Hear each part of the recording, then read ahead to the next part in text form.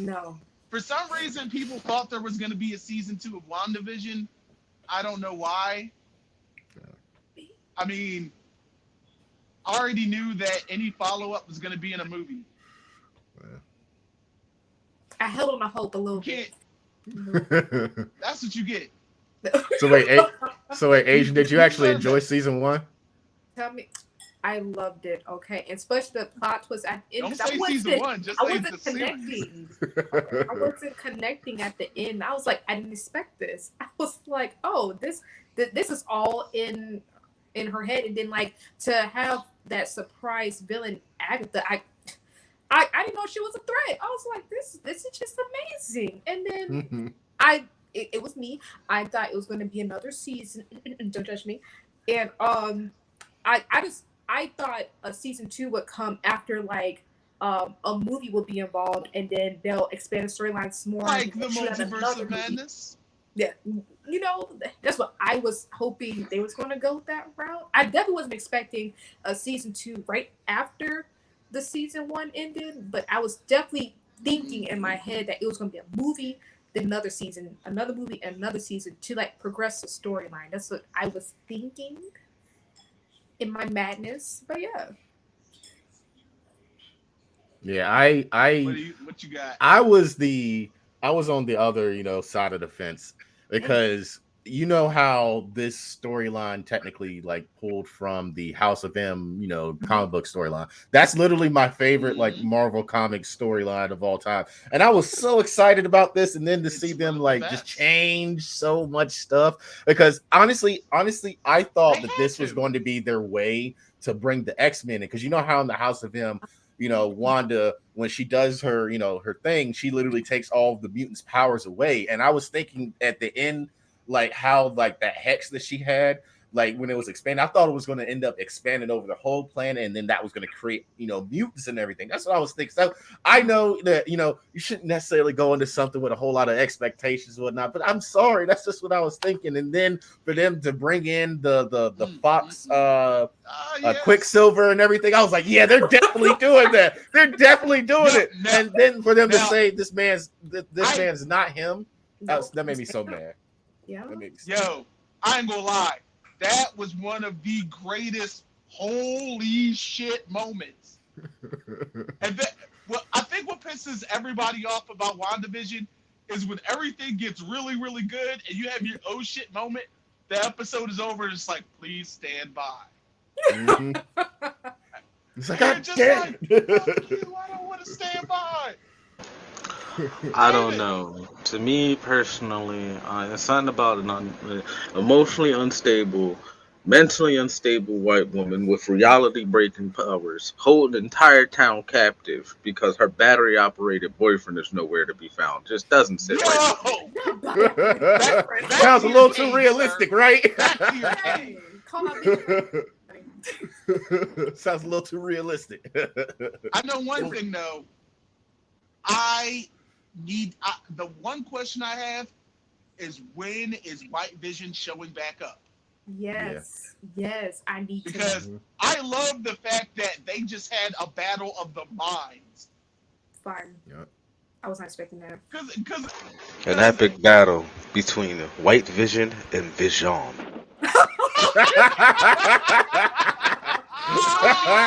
not Vision, but Vision. Now see, memes was. But no, amazing. What makes that funnier is when Vision opened his third eye, my brother. like he opened his third eye, got woke, and just left the whole situation. No, for real, those memes had me weak as hell though. Like they did not have to have this man dripped out so hard, bro. The turtleneck and the gold chain. Yo. I was like, yo, y'all going too far with this. Yo. I loved it. I soaked it all in. I shared everyone. Vision. Oh my God. Vision killed me. Now, perfect roll-in demon engine.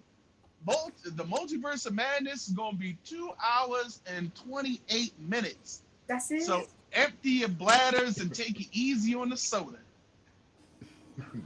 I want a little bit more. Yeah, I always want a little bit more Yo, of my No, movies I'm perfectly fine with the 2 hours and 28 minutes. too.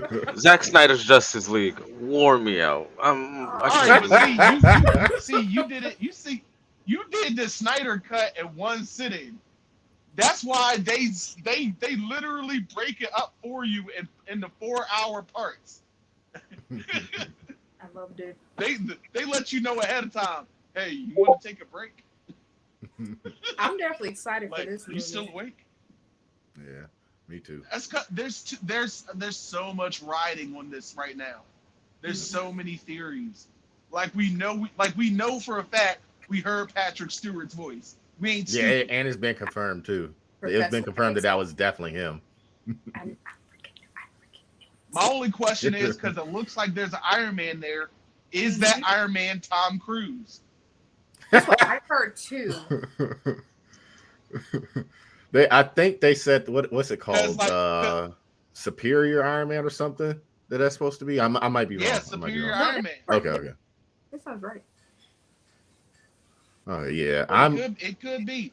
I'm here for it. Mm-hmm. It was Me like too. another version of Captain America, right? Like another version or something like that.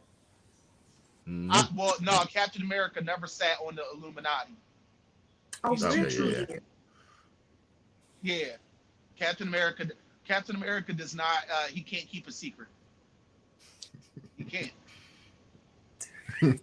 So No, let me ask like this. it's. Let me ask this. How do y'all think? Since it's technically been confirmed with this being Patrick Stewart and this being his Professor Xavier and everything, Yeah. how do y'all feel about him being brought in? Like, do y'all think that they're gonna end up, or like in like a end credits cutscene or something? Do y'all think that they're gonna bring in like the rest of the X-Men, or are they just gonna keep it with Patrick Stewart and maybe explain like how his universe is a part of the multiverse and whatnot? Like, how do y'all feel that's gonna work out? If you don't mind me Oh, asking. both of those have, just to be honest, because I really want them to like do another X-Men movie, because the past few ones, don't judge me, I didn't really like it too much. That's okay. We all didn't. I think Nerd I haven't talked to you about X-Men, but just from your TikToks and how you vibe, I feel we're on the same page. Yeah. And Dark Phoenix was absolute trash. Yeah, It garbage. really was. Somehow, I'm disappointed. y'all let the guy who wrote X-Men: The Last Stand write and direct this one. Y'all let him fail twice. Ugh. Made no sense. And the It was thing like, is, hey, like they already that knew they last were one made selling money, it. but everyone hated it. Mm-hmm. Yeah, they already knew that they were selling the Well, yeah, and X-Men that's property, why so they didn't care. Exactly. That's It why was, he reshot the third act. If you ever decide to look at a clip from Dark Phoenix, the third act, the officers they fight, you notice they say all of them have a sign on their arm that says "No MCU." I never noticed that. For real? I got something to watch tomorrow. Why would I lie? I'm gonna go. Why would I lie? Must skip all the way.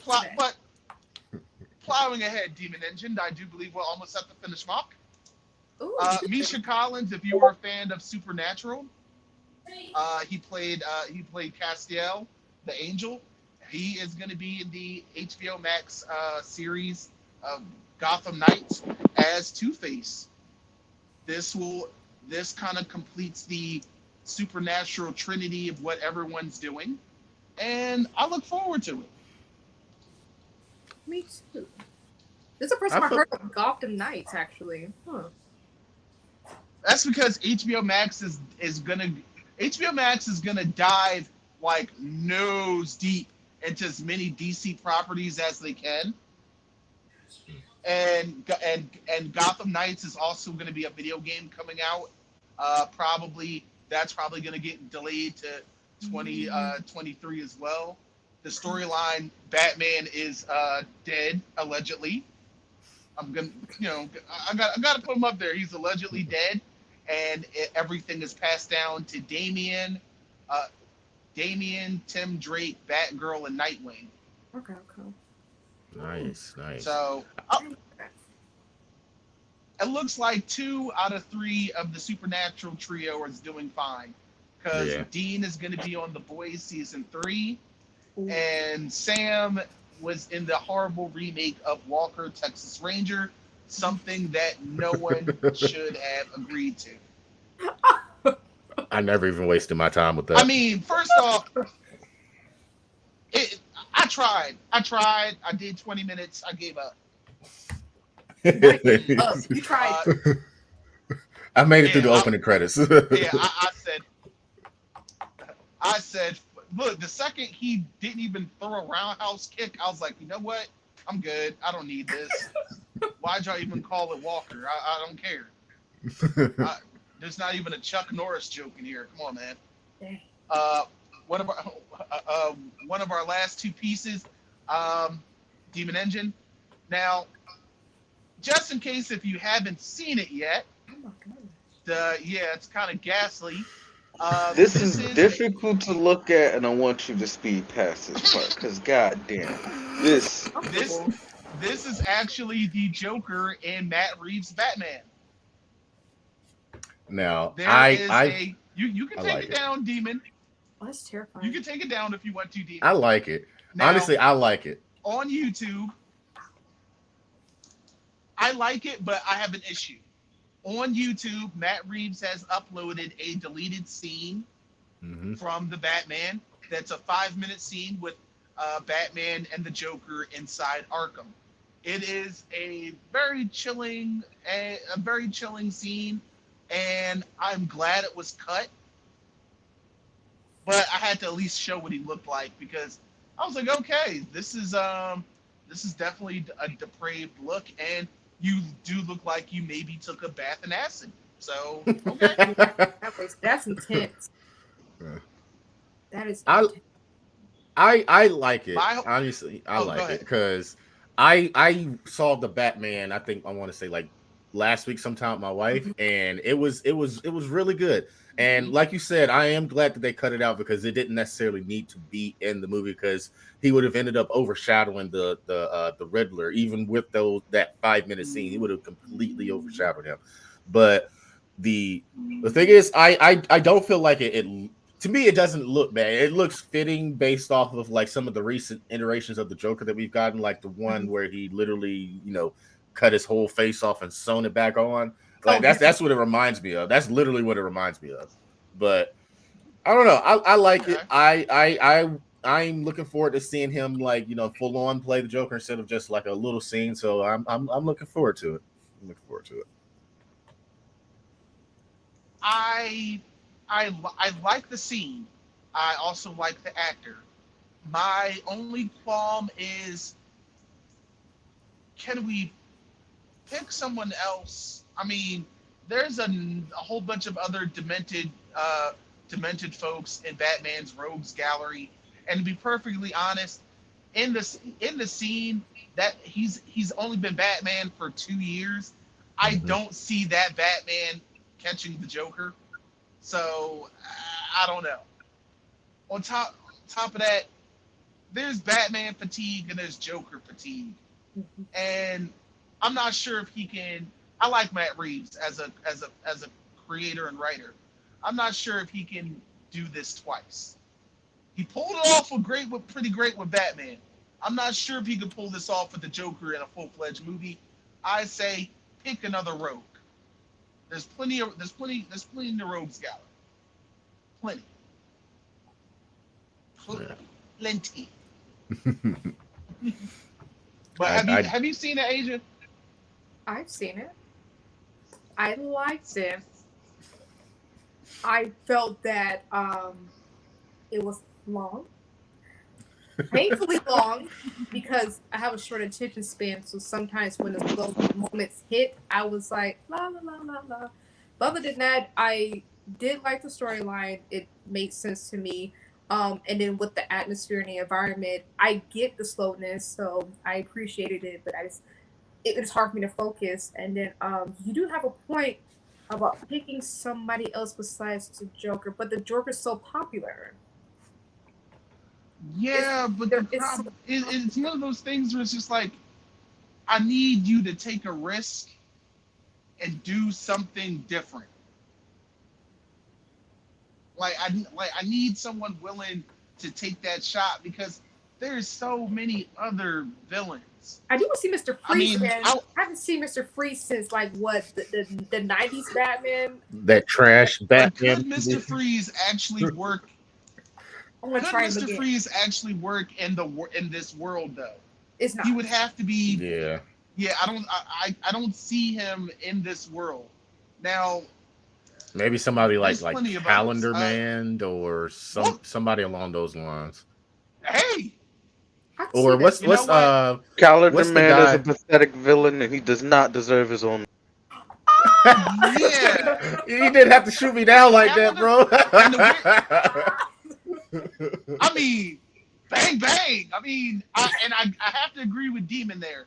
I like Calendar Man, but he cannot do a standalone. I don't see that. What about the guy that cuts himself or whatnot? Zaz. Zaz. Yeah, I couldn't Mr. remember what his Zaz. name was. Yeah. That could work. I could just find a random serial killer and learn about him rather than watch a movie about those guys. Look, Now, if, fuck the big three, fuck the Rogues Gallery. Give me a movie about Booster Gold. that's going to be too lighthearted and stuff. But right now, they just showed Faison Love as Booster Gold on Legends of Tomorrow, and I had to admit he actually fit the build pretty well. Yep. I because at first I wasn't sure, but yeah, he had it. He had the energy, the ambiance, the presence.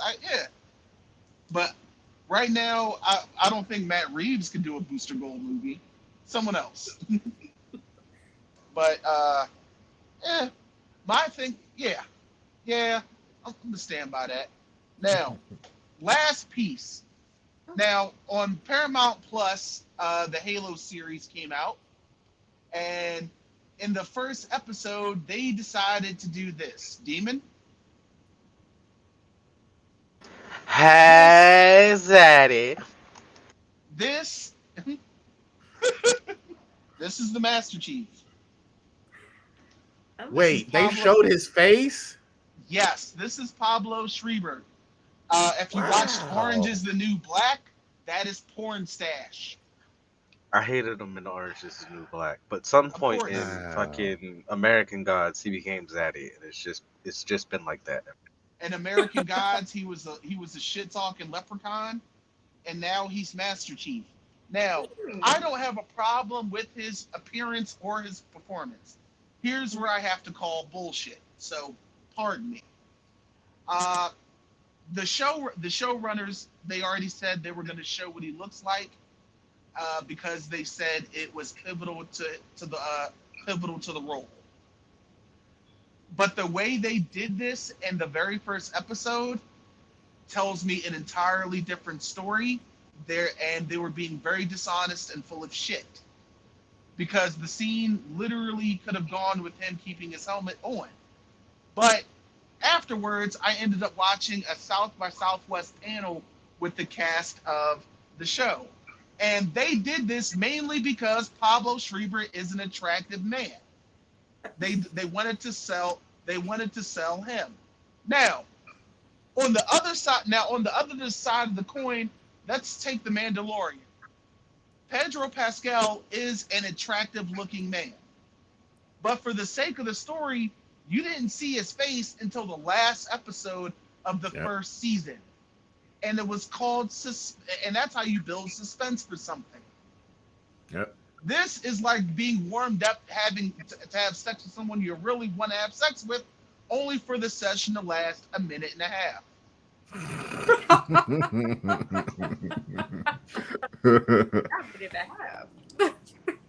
And also earlier the showrunners also said that they didn't play or reference the games, and the fact that they showed him in the first episode shows that they ain't lying. Yeah, because they surely took a very happy shit on anyone who's an actual fan of the game series. Yeah. The simple fact that they just took his helmet off is crazy, because Master Chief 1 you never see his face. You never see his face. And yeah, like you said, the fact that they sat there and showed it in the very first episode is mind-boggling. And then from what I understand, like the show has its own continuity. It's not in the same canon as the actual game story and whatnot. So Yeah, I guess it could be okay in that sense, but they still nah, blew their load bro. hella early. Yeah, it don't make sense. It bothers me a lot, and because at first I was ready to let the showrunners do their thing. I understood there were going to be a lot of liberties and they were going to show his face, but the way they did that, it felt so fucking cheesy, and it was just like, yo, man, I I don't know, man. Like I'm gonna watch the next episode, but I'm not with it. I'm shocked behind the reasoning. It's like he was attractive. It's like, okay. Because there was no other real reason to show his face. Exactly. The scene was a stare down between him and one other character, and they could have just kept the helmet on. Mm-hmm. It still would have had the same intensity, the same intent. But they blew their load. That was the Geek Report. Oh my goodness. I want to thank you guys for coming in today. Nerdstorm 92, it has been really, really fun. Asia and Kay, it was an absolute pleasure. Of course, guys, the Geek Report happens every week. Our door is open. You are always welcome to chime in and have a good time. I hope you had a good time here, Nerdstorm. Oh yeah, definitely. I definitely did. Yay. And I need you to DM me when you finish watching Jujutsu Kaisen. So I don't need spoilers. I just need want to know if it's good. Yes. I got you. Guys, we talked about a lot of things today. We want to thank you guys out there in YouTube for checking it out. Let us know what you think. Comments are going to be I'm going to be down in the comment section. You guys got to do that. Make sure you subscribe. Make sure you hit that bell button. We are going to get at you. This is Salty Live 215. That's Nerdstorm 92. And that's Asia MK. This has been the Geek Report by Amerime Media. We'll be seeing you. Peace. Peace out.